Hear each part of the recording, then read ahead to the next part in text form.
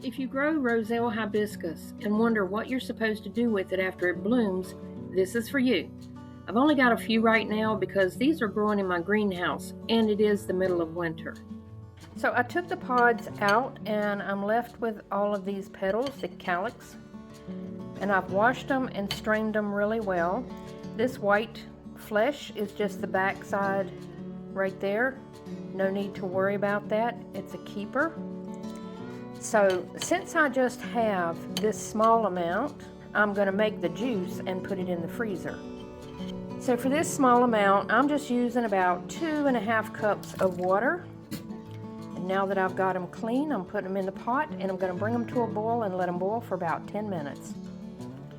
These are the pods that were left. I'm going to break them open and I'm going to lay them out on a paper towel for a week or so, give or take, and wait for the seeds to dry out. Once the seeds dry out, I'll be able to use them and plant them.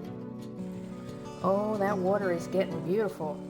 I can't wait until I have enough collected that I can make a large amount of Roselle juice. This is done, so I'm going to pull it off of the stove, cover it, and let it steep for 15 or 20 minutes.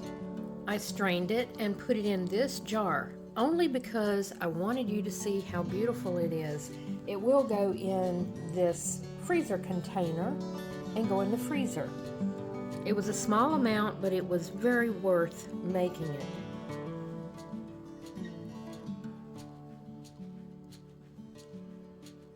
It smells so good. I can't wait to make some tea with it. And I've got my seeds drying. Hopefully they'll be viable. We'll see. It's as easy as that. Removing the calyx from the seed pod, putting them in water and boiling for just a few minutes, saving the seeds, and I've got a little bit of juice to freeze. If I had had more hibiscus calyx to save, I would have dehydrated them, but it seemed like this would just be the easier way since I only had a few. There are more to come, and if I get a lot, I will dehydrate them and save them for later.